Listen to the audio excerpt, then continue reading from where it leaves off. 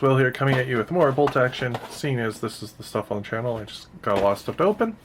But here we are. I had a birthday a while ago, so I have a lot of stuff that my friends got me, so thank you very much for that. I don't know on what orders these are coming out, but I do know the Panzer 4B should be the first one because that's the newest model. Anyways, going into it, we have the Sherman 4.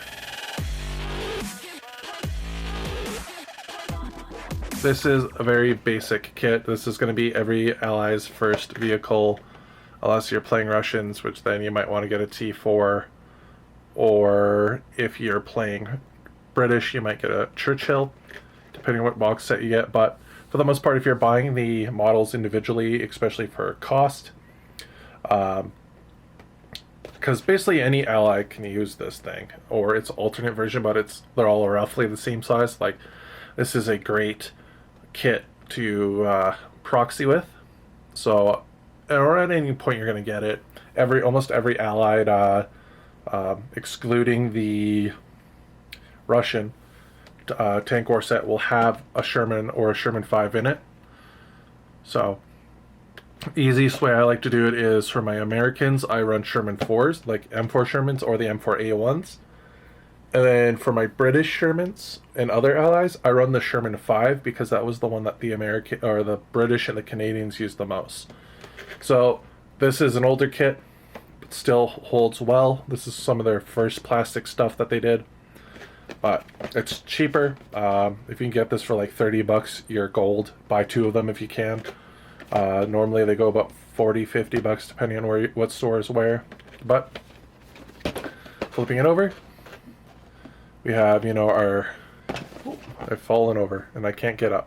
You have your transfer, your card, your markers, and your different tanks. You have the more like howitzer version, and then the not quite 75, I forget what it is. It might be the 75 also. And then of course it comes with a American and a British commander. So I'm going to put the American in there. The easiest way to tell if it's an American commander or a British commander is their British commanders look pretty smug.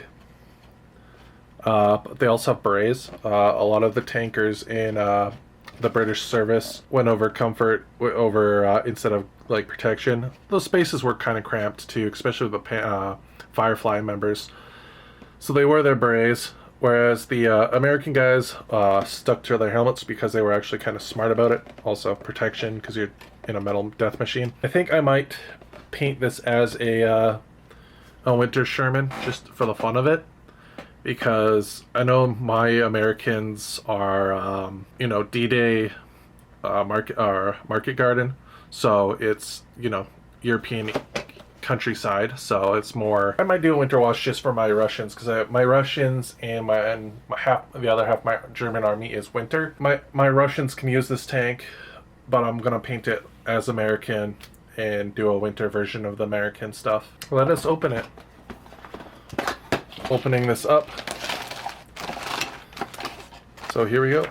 Again, you can tell this is an older one because we have the old transfer sheet or the old instruction manual, still just as good.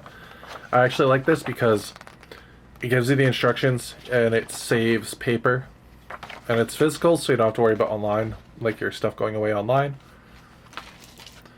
We have our sheet. I got a bunch of these armor transfer sheets in your card. If you M4 is the very basic.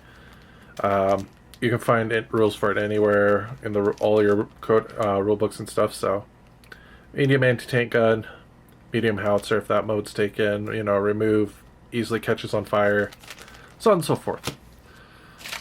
Don't know what that is. We have our markers, again, more plastic bases, and an ad because this is a model made by Italy. So whereas the Panzer 4 and the EZ8 that were made are being packaged and made by Warlord, so that's why they don't have those pages in there. I think the EZ8 might, but the Panzer 4 is a Warlord exclusive model. It was like made by Warlord. Right, so let's get into the sprues. Very basic. They're shrink wrapped. You know, their old ways, not the bags. A lot of plastic being used, but it's not as bad as Legion. Legion, in my opinion, Star Wars Legion has the worst for packaging waste. It's just bad. It doesn't need that much bags. Anyways, a lot of their stuff's going on to sprues, so hopefully we'll get away from bags with them. But here we go. This is why, again, this is one of your most first vehicles you're ever going to get for your allies. Is the Panzer III and Panzer IV with the 75 is also like this. And same with your T-34. But it's basically just, you can build this without looking at your instruction manuals. You have your hull, which has the hole for the machine gun. Back, your treads in 2 pieces. Your front armors, if you want to make the later version of the Sherman, where they had the plates because they found that these were too weak of armor in the front here. They go here. And then the back, that's bottom, that's detailed because, again, this is an artillery model, so it's designed to be a showpiece while also being easy to build. We have your suspension, your wheels. For the wheels, for your wheels, you want to make sure this part here is going to be touching the tracks, and you want this on the inside where the tracks aren't going to touch it. That's how you tell the difference. It is also keyed right here, a D-shaped key. You have your machine gun. Remember, when you cut your machine gun off, make sure there's some flex, so I'd recommend cutting this part off first and then this part off, because you might snap the barrel if you cut this off first. Your antenna, your hatch for the side, ammo, and then your different commanders here, your American and your British. Wheels, road wheels, hatch, gun lock for traveling, your hooks for towing and stuff, lights, backhaul, mantlets, exhausts, and your turret and your gun. So yeah, it only has the one version. If you want to make the howitzer version out of this kit, basically all you do is just go up to here on the barrel. So you go halfway down and you just cut it in half. That's basically how you want to make the howitzer version of this. But that's basically it, guys. Thank you for watching. I'm going to go build this, and then we'll talk about the stats and what I recommend running it as, depending on your faction. We'll see you guys in that next part. Bye-bye. This is the howitzer version, made by using what was in the box. As you can see, I sprayed this with olive drab from Vallejo. This is their painter army model painting line. Really nice. Impressed with their new primers. Their primers actually seem, I don't know if it was just the last batch that came in, but this batch I got from a different place seems to be really nice. It only took a coat to cover, including numbers and stuff I put on there. It's really nice. I don't feel like it's sticky and it's going to rub off my hands from heat, though I'm going to try my best not to touch it a lot.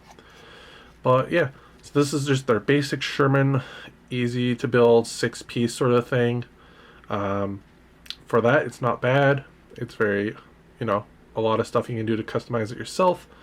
Add stowage and stuff to it, or turn it into a calliope. But besides that, it's very nice. A nice little kit. It's very light. You can see the wheels. It's got the cool little loose tracks moving there. Got the engine deck. Got the turret, which can come off. And then we have top. Doesn't have the fission slits like the Fury does, like the M4A1s do. This is definitely a younger Sherman. As you can see, I've added some hull damage as if it's been shot through the transmission, and of course it's been replaced, but they didn't replace the transmission hull. I'm going to build this up as a veteran howitzer version, so it's been quickly repaired and thrown back out into the field. Of course, to kind of match that winter schematic of the bulge, just because I want to. This is a tank I kind of just want to, paint up. if anything, even just leave it like dusty, like from the desert, because I do have some desert stuff. Some bullet holes from maybe a anti-tank rifle that tried to go through, or a machine gun that scraped it while the infantry was moving up, and a little scrape mark from some shells. And then last but not least, as you can see on here, we have the waifu of Girl Panzer. We have Kay as our commander. So basic rules for this tank, quickly go over it just like the last video. We'll have the card up here that you can see if I remember it. If not, the rules are very, very simple for this thing. It's, you know, your 200 under sort of point tank, especially if you take the howitzer version. It has easily catches on fire, gyro stabilizer if you take veteran, hull MMG, you know, pintle mounted MMG, which can be upgraded to an HMG, and of course your coaxial and your either medium anti-tank gun or your light howitzer. I think it's light howitzer, medium howitzer, one of those two. I think it's the infantry, anti-infantry or tank. You can remove the easily catches on fire rule for 10 points, which is why you have these little, they're pre-molded in, but that's basically what these were. Or on the newer ones, they got rid of that because they had the wet ammo storage racks. With that, guys, that was the Sherman M4, and we will see you guys in the next video. Bye-bye. Click the video. Click it. Click the video. You know you want to.